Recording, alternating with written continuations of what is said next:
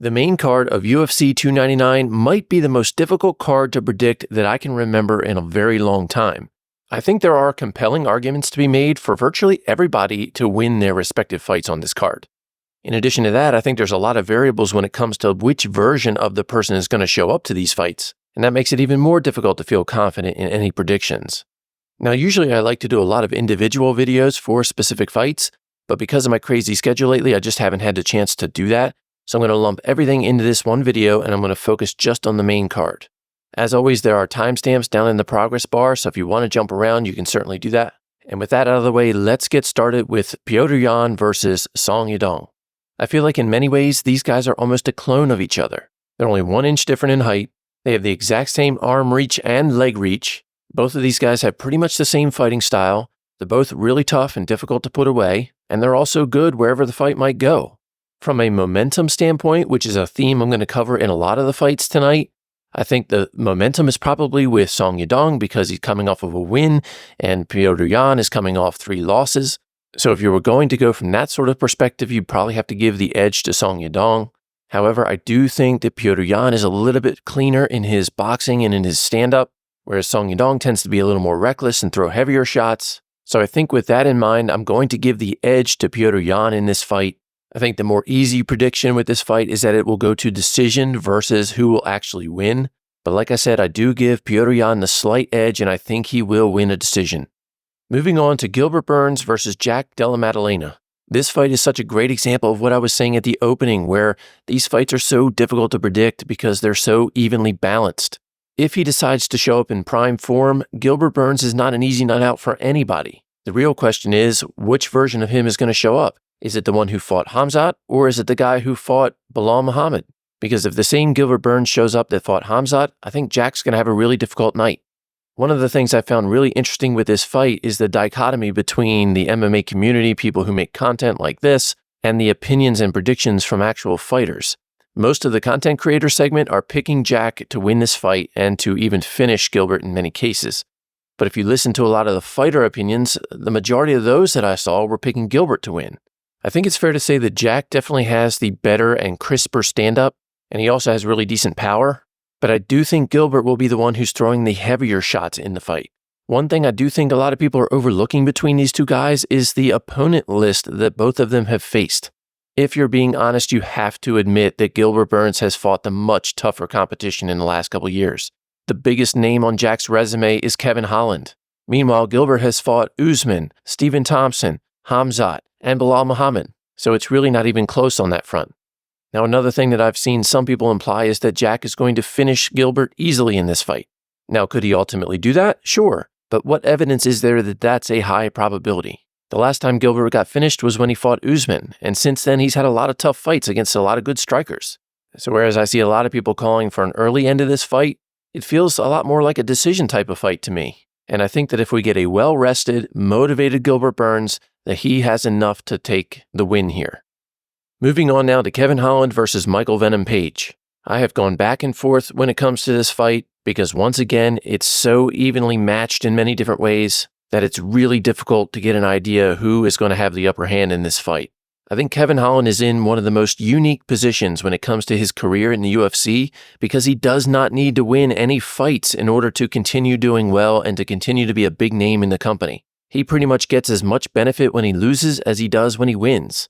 So I don't feel like he's one of those guys that just has that deep motivation to win because he's afraid of getting cut. And I also don't think that he's motivated by moving up the ranks and becoming champion either. I think he just likes to fight, put on good performances, fight often, make a lot of money, and I think those motivations are very different than the ones from Michael Page. From MVP's perspective, he's coming in with a lot of hype and a lot of expectation. Now that can obviously crush a lot of guys and put them in a bad performance situation, but he's been around long enough that I think he'll be able to deal with it. So the more that I think about this fight, I feel like once again we're going to be dealing with a decision situation because Kevin Holland is just so tough and difficult to finish that if it's a stand-up fight, I really don't see Michael Page finishing him. Obviously, he has the striking ability to put anybody away, but we've never even seen Kevin Holland rocked in a fight. So I'm going to go with Michael Venom Page winning by a decision and moving himself on to another big fight. Because if Kevin Holland wins this fight, the entire balloon around MVP will pop, and that whole story will just become a big dud. And I think it would be more fun if that didn't happen. Next up is Dustin Poirier versus Benoit Saint-Denis. Here we are with another exceptionally difficult fight to predict because there are just so many variables with this one.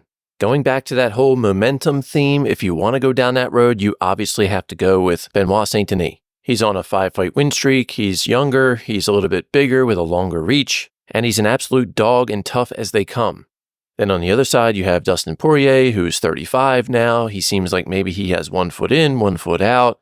He's obviously made a lot of money, so he's very comfortable. He doesn't need to fight anymore. So you do have to sort of question where his motivation lies these days. And you have to consider all of that before you think about the fact that he was knocked out in his last fight. So from a momentum perspective, there's just a lot of things that are against Dustin Poirier in this fight. But as with many things, it's never quite that simple. I think a lot of people in the MMA commentary community are really disrespecting Dustin and what he's done, and just how tough he is as well. But I do understand it on one hand because Benoit Saint-Denis definitely looks like a guy who could be the future of the division. But with that said, in going back and looking at some of his fights and watching him perform, Benoit Saint-Denis leaves a lot of openings that somebody like Dustin Poirier with all his experience could take advantage of. He definitely gets a little bit reckless on the feet and he takes a lot of hits in the process. And if you go back and watch his fight with Gabriel Miranda, for example, he pretty much got rocked in that fight. But because he's so tough and such a dog, he was able to come back and ultimately win. But if he had been in there with a better caliber fighter who could have taken advantage of that, that could have been the end for him. I'm sure he's continuing to get better and button up those holes, but I'm not sure if he's there just yet, and we're going to find out when he fights Dustin. Now, it wasn't that long ago when we were in a very similar situation with Justin Gaethje and Rafael Fiziev, where it effectively looked like the UFC was trying to feed Justin Gaethje to Fiziev so that he could build him into a star. And what happened was Justin Gaethje really proved everybody wrong, showed perhaps his best form ever, and is now back on the top of the mountain. So it is fair to ask if Dustin Poirier can pull off something similar. So the bottom line for me with this fight is I truly have no idea which direction I want to go here because I can easily see this fight going different ways. My head tells me that Dustin looks like he's going to be in good form, that he's going to be ready, and that he'll be able to take advantage of the many holes that Benoit Saint-Denis has in his game and win ultimately and most likely on points. But then on the other hand, I have a somewhat feeling in my gut like I did with Topuria and Volkanovski, where I was just concerned for Volkanovski that something was going to happen. And I sort of have a similar feeling like that with Dustin in this fight, where I could see something happening where he gets knocked out. So overall, I'm just very torn and have low conviction on any prediction for this fight. And while I will not be betting any money at all on this one, I think I would be more nervous if I had money on Dustin Poirier. So based on that and that alone, I'm going to simply say Benoit Saint-Denis. And I think if he does get a finish win, it will probably happen in the later half of the fight versus the early half of the fight. But I do feel like if this goes to a decision, the chances of Dustin Poirier winning that are probably higher than those for Benoit Saint-Denis. So like I said, I just have low conviction here. I can see this going many different ways, and I'm going to leave it at that. But I will say that if Dustin does lose this fight, and if he loses badly, the chances are probably pretty high that he's going to retire in the cage that night. So now we move on to the main event, Sean O'Malley versus Chito Vera. Now this is the one that I did a dedicated video on, and if you haven't seen that yet, go check it out, especially the opening. I had a lot of fun putting that together. But when it comes to this fight, Sean needs to really be on point with his distance management. He needs to avoid over kicking and risking damage to his legs because he does have fragile legs, and I point that out in my other video. Even though it would be pretty boring for us watching, I think the best game plan for Sean would be to win on style points for 3 rounds and preserve his body until later in the fight. And then if he's able to get to that point, having won those 3 rounds pretty comfortably, then it's possible for him to open up a little bit more and take a little more risk if he does want to try to finish the fight. But because Chito is just so darn tough, I don't see Sean finishing him. So like I said, I think he should just try to win on points as best as he can and with taking as little damage as he can. But if he tries to go out there and fight like he did in the first fight, where he gets into a leg kicking battle early on, I don't think it's going to end well, and I think he's going to end up getting TKO'd just like he did the last time because he'll damage his foot or he'll damage his leg, and he won't be able to walk, and Chito will take advantage of that. But I do have to think Sean's smart enough to know this, and he's going to game plan accordingly, and that even though, again, the fight might be boring, I think he will come out on top on points. So that's going to be it for this video. Again, this is one of the most difficult cards to predict that I can remember. And while most cards have some that are like this card is just loaded with them. But let me know your thoughts down in the comments. Who do you think are going to win the fights on the main card? As always, I will look forward to hearing what you have to say. Thank you very much for checking out this video. If you enjoyed it, give it a like. Also, subscribe to the channel for more in the future. I always appreciate having you here, and I wish you a great rest of your week and your weekend. Take care.